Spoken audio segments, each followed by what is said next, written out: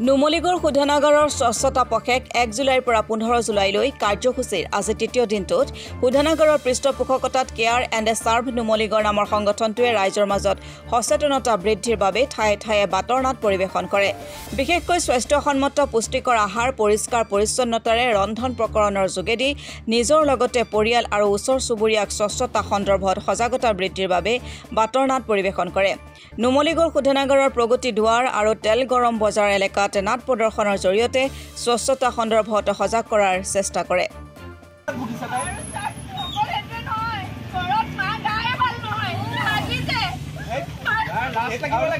চাফ চিকুণতা পৰিষ্কাৰ পৰিচ্ছন্নতাই খাব লাগিব আৰু নিয়মিত খাব লাগিব। তই দিনটোত আৰু এতিয়া দেখিছ সেই তাই অৱস্থাই নাই পৰিপুষ্টিহীনতাত ভুগিছে।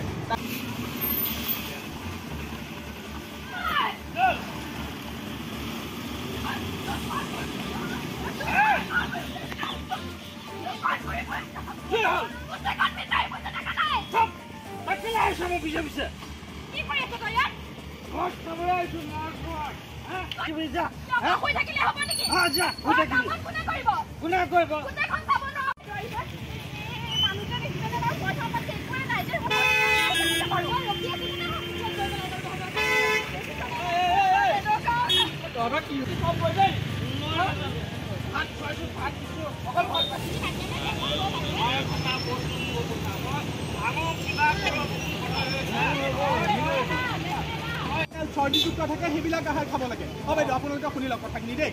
যিবিলাক বস্তু অৱস্থাই নাই আমি কি কৰিব লাগিব? ভাল ভাল খাব লাগিব আৰু পুষ্টিকৰ আহাৰ মানে কি জানে? যিবিলাকত চৰ্বি আপেল থাকে সেইবিলাক বস্তু আমি খাব লাগিব।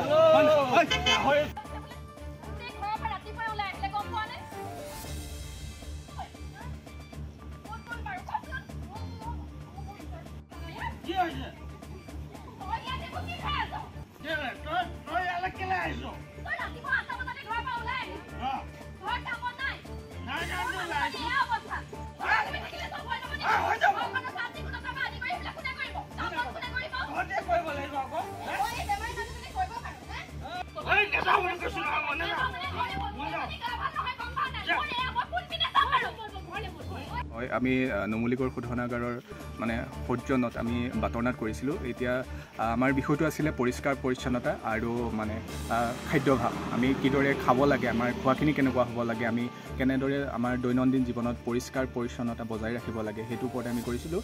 আমি 3টা ঠাইত বৰ্তমান কৰিলোঁ চ' আৰু সেয়ে আছিলে আমাৰ মূল বিষয়টো, যাতে আমি দেখা যায় যে আমাৰ মানে পৰিষ্কাৰ পৰিচ্ছন্নতাৰ অভাৱ কমি আহিছে মানুহৰ মাজত, তাৰ ওপৰত যাতে আমি সজাগতাৰ সৃষ্টি কৰিব পাৰোঁ আৰু আমি সুস্থ সবলভাৱে জীয়াই থাকিবলৈ হ'লে, আমাৰ দেহ মন ভালে থাকিবলৈ হ'লে, আমাৰ স্বাস্থ্যটো ভালে থাকিবলৈ হ'লে আমি যে ভালদৰে খোৱা বোৱা কৰিব লাগিব, নিয়মিতভাৱে কৰিব লাগিব আৰু মানে যিবিলাক পুষ্টিকৰ আহাৰ খাব লাগিব বা পুষ্টিকৰ আহাৰখিনিও আমি কিদৰে পৰিষ্কাৰ পৰিচ্ছন্নতাৰে খাব লাগিব তাৰ ওপৰতে আমি সজাগতাৰ সৃষ্টি কৰিবৰ কাৰণে নুমলীগড় শোধনাগাৰৰ পৰা এই 3 ঠাইত বৰ্তমান বাতৰ নাট কৰিছিলোঁ।